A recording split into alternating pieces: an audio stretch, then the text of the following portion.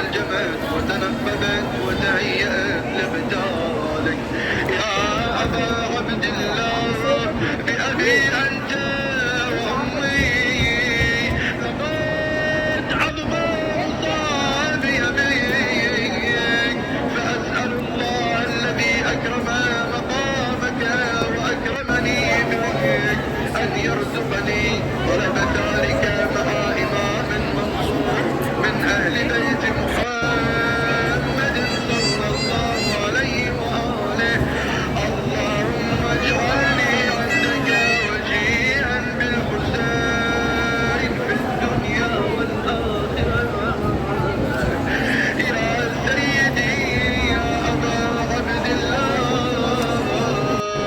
إني أتقرب إلى الله وإلى رسوله وإلى أمير المؤمنين وإلى فاطمة وإلى الحسن وإليك بموالاتك وبالبراءة من أعدائك وممن قاتلك ونصب لك الحرب وبالبراءة ممن أسس أساس الظلم والجور عليكم أهل البيت.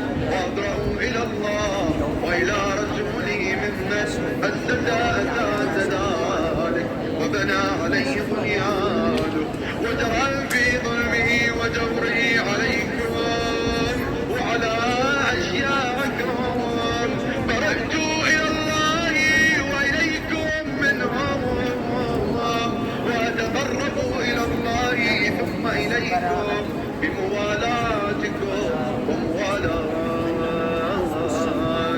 وليكم وبالبراءة من أعدائكم ومن الناصبين لكم الحرب وبالبراءة من أشياعهم وأتباعهم. إني سلم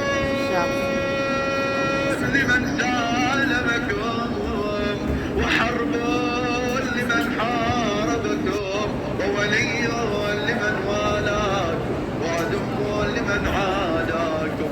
فأسأل الله الذي أكرمني بمعرفتكم ومعرفة أوليائكم ورزقني البراءة من أعدائكم أن يجعلني معكم في الدنيا والآخرة وأن يثبت لي عندكم قدم صدقك في الدنيا والآخرة.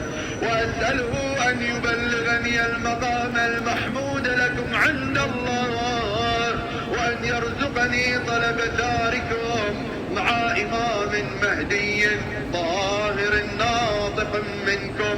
وأسأل الله بحقكم وبالشأن الذي لكم عنده أن يعطيني بمصابي بكم أفضل ما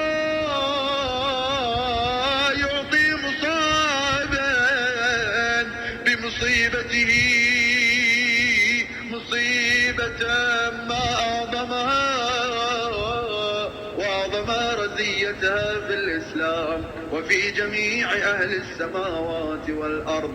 اللهم اجعلني في مقامي هذا ممن تناله منك صلوات ورحمة ومغفرة. اللهم اجعل محياي محيا محمد وآل محمد ومماتي ممات محمد وآل محمد. اللهم إنا هذا يوم تبركت به بنو أمية وابن آكلة الأكباد اللعين ابن اللعين على لسانك ولسان نبيك صلى الله عليه وآله